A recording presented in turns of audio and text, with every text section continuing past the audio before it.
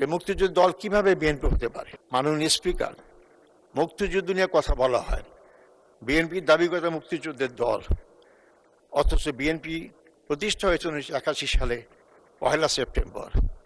1979 সালে 1978 সালের 1 সেপ্টেম্বর, আর মুক্তিযুদ্ধ হয়েছে 71 সালে। যে মুক্তিযুদ্ধ দল কিভাবে বিএনপি হতে পারে, তাহলে এটা কিভাবে মূল্যায়ন করব? অতএব আমি বলি, শোনেন আগে, বিএনপিতে মুক্তিযোদ্ধা লোকরা আছে, মুক্তিযোদ্ধার বিএনপিতে আছে এটা বলতে পারেন, তদ্রুপ জামাত ইসলামী তো মুক্তিযোদ্ধা আছে।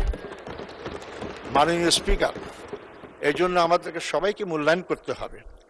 আপনি একদিকে বলবেন ঐক্যের কথা বলবেন, আর ঐক্য বিনিষ্ট হতে হবে জাতীয় কথা সংসদেও বলবেন, আবার পরবর্তী সময় আমাদেরকে নসিহত করবেন যে আপনি এমন কথা বলেন কি ঐক্য নষ্ট হবে। আমরা তো শহীদ জিয়া বেগম জিয়ার মুখে এই কথা শুনিনি, আপনাদেরকে অস্বীকার করবেন? নিজামী সাহেবরা আমরা যখন গ্রেপ্তার ছিলাম, আমাদের মুক্তির দাবি বেগম খালেদা জিয়া করেছিলেন। তাহলে কি আপনি বলবেন যে উনি মুক্তিযুদ্ধ বিরোধী শক্তিকে, দলগুলা লোকগুলাকে মুক্তির আন্দোলন করেছিলেন? কারণ উনি ঐক্যের রাজনীতি চেয়েছেন। দেশকে গঠন করতে হলে বিভক্ত রাজনীতির মাধ্যমে কোনো দেশ কোনোভাবেই এগিয়ে যেতে পারে না, কিন্তু আপনাদের সুর সেটাই দেখতে পাচ্ছি। মাননীয় স্পিকার, প্রেসিডেন্ট ভাষণের পর ধন্যবাদ জানানোর জন্য আমাকে এই সুযোগ দেওয়া হয়েছে। আমি প্রেসিডেন্টকে ধন্যবাদ দেবো কিভাবে? এই প্রেসিডেন্টকে, তিনি আওয়ামী লীগের দোসর, 16 আওয়ামী লীগে যা করেছে সবটা তিনি নীরব সাক্ষী। আওয়ামী লীগকে আমরা ফ্যাসিস্ট বলছি, আওয়ামী লীগ ফ্যাসিস্ট হওয়ার সুযোগ কীভাবে পেল? আমাদের দেশের আইন আর ভারতের সরাসরি সহযোগিতায়। আজকে সে আওয়ামী লীগ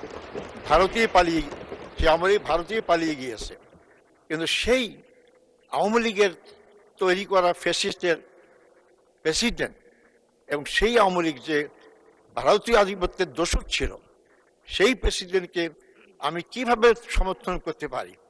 বরং আমি উল্টা বলবো, আজকে নির্বাচনের মাধ্যমে যে গণতান্ত্রিক সরকার হয়েছে, যারা ফ্যাসিস্টের বিরুদ্ধে আন্দোলন করেছেন, জেল খেটেছেন, অনেকে গুম হয়েছে, ইলিয়াসের মতো লোক, তারা কিভাবে ভারতীয় আধিপত্যবাদের দোসর আওয়ামী লীগের শিকন্ডি প্রেসিডেন্টকে ধন্যবাদ জানাইতে পারে? তাহলে কি আমরা ধরে নেব যে আপনারা কোনো ব্যক্তি, কোনো দল অথবা কোনো শক্তিকে খুশি করতে চান? শুধু তাই নয়, আমি বলতে চাই অত্যন্ত বেদনার সাথে, বিএনপি একটি বড় রাজনৈতিক দল, তাদের মহিলা নেত্রীরা রাজপথে আন্দোলন করেছেন এবং তাদের অনেক ভূমিকা আছে, কিন্তু আশ্চর্য দেখলাম যে তাদের সংরক্ষিত নারী আসনে গোপালগঞ্জের কাশিয়ানী থানার বন ও পরিবেশ একজন সম্পাদক মহিলা আওয়ামী লীগের, তাকে আপনারা মনোনয়ন দিয়েছেন। কেন? এটা কি আপনাদের দৈন্যতার কারণে যে আপনাদের কোনো মহিলা খুঁজে পাচ্ছেন না, নাকি আপনারা কোনো শক্তিকে খুশি করতে চান, তাদের সহযোগিতা ক্ষমতা থাকতে চান? এই প্রশ্নের জবাব আপনারা দেবেন। এই প্রশ্নগুলো জনগণের সামনে আসে, আপনারা খেয়াল রাখবেন। একটু আগে বললেন আমরা জান্নাতের টিকিট বিক্রি করি। অবশ্যই জান্নাত যেতে চাই, আমাদের আন্দোলন জান্নাত।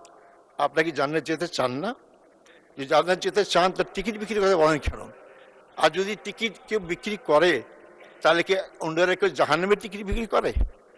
অতএব আপনারা এ সমস্ত কথা বলে বিভ্রান্ত করার চেষ্টা করেছেন।